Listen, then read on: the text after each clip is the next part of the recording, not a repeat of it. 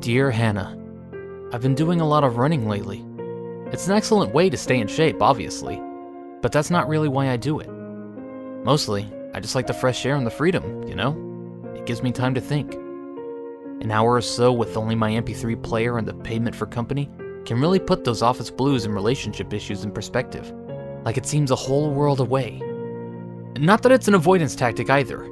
I really feel that this time to myself, just thinking, helps me deal with my problems in a more level-headed and effective way when the time comes. I heartily recommend it. Just be careful, I guess. I don't quite know how to say this. A couple of weeks ago, you and I had this huge argument. It's funny, I forget what that argument was even about now. Like I said, the running, it takes your mind off things. So, I was stressed, you know? Needed to get out of the house, pound the pavement a little, and take my mind off things. I decided upon one of my favorite routes. In a city like this, you pretty much gotta resign yourself to the urban scenery. But there's a nice little park not too far from where I live.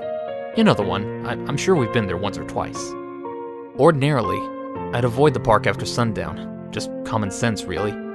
But I needed a little greenery to improve my mood. I decided that I'd do a circuit around the outside of the park, close enough to be scenic without being too reckless. It was about 10:15, so while the streets weren't exactly deserted, you could go quite some time without seeing another person or even seeing a car on the road. I was glad for that though. Usually, my mind can only wander freely if I'm completely in a world of my own, and solitude always helps. I was glad at first, anyway. As I saw the dark outlines of the trees that lined the park come into view, I became dimly aware of a weird, creeping sense of unease. I was unable to drown out this irrational feeling with music even, because it was around this point my iPod began to malfunction. As I got nearer to the park, the reassuring sounds of the White Stripes' Seven Nation Army, a classic motivation song if a little overplayed, were steadily overtaken by a weird sort of static unlike anything I'd heard before.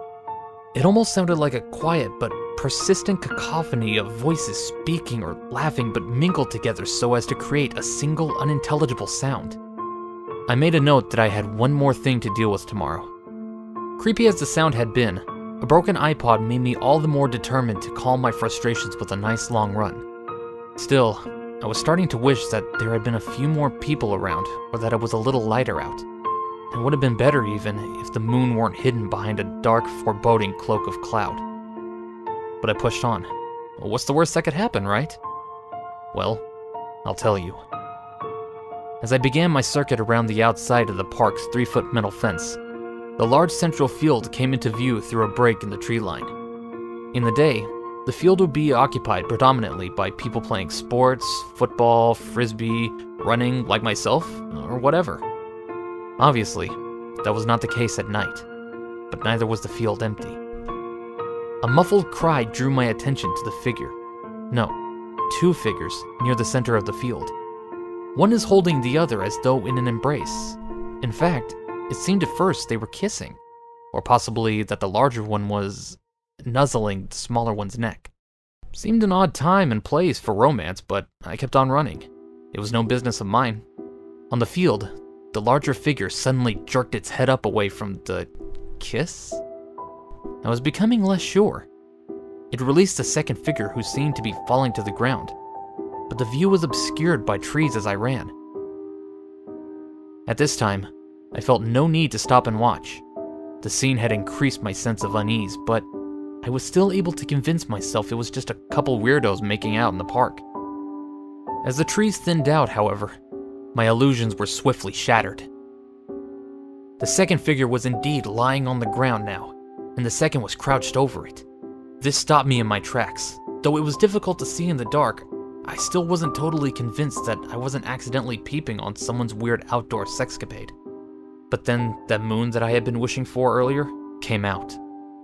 Suddenly, the scene, bathed in the stark white light of the almost full moon, was given a disturbing clarity. While the distance still made details a little difficult to make out, I could see clearly enough that the victims, that much was now obvious, body and limbs were jerking about violently. as the hulking form crouched over it, ripping, tearing, feeding.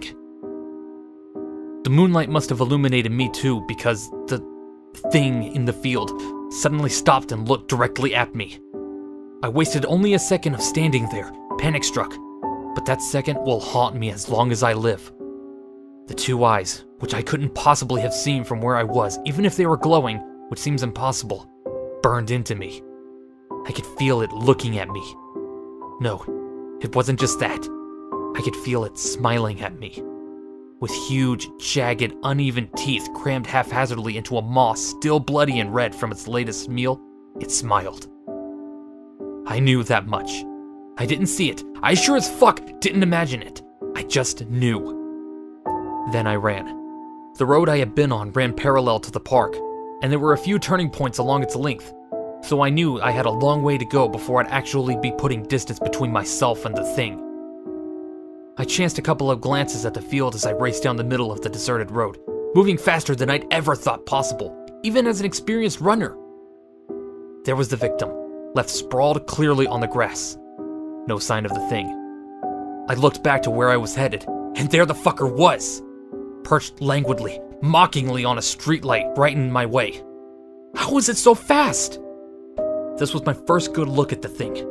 Blood was still dripping from the wicked claws at the end of arms that hung, disproportionately long, past the light on which it squatted. The mouth, still grinning, was exactly how I'd seen it in my mind, and yet, somehow even worse.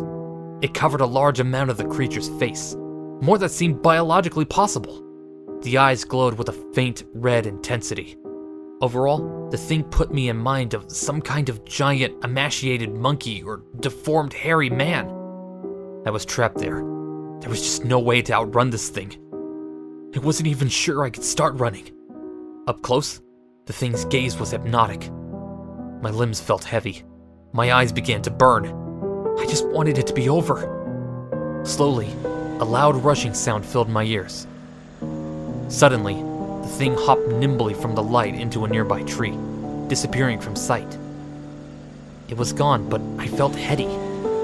It was as though I had been marked in some unknowable way. My eyes still burned. The area around me seemed to grow lighter as though illuminated by a pale light. The rushing sound only grew louder. Then it hit me. The car, I mean. Don't worry, no major damage. Apparently, the driver had seen me in time to slam on the brakes, so just bruising mostly. When I awoke in a hospital bed, the doctors told me I was a lucky man. But I'll admit, I didn't feel so lucky when I saw that flash of red eyes and yellow teeth through my third-floor hospital window. Anyway, I wrote you this letter to explain why I wasn't at the hospital when you came in to see me, and why you haven't seen me at all since. And, well, I've been doing a lot of running lately. Pray for me.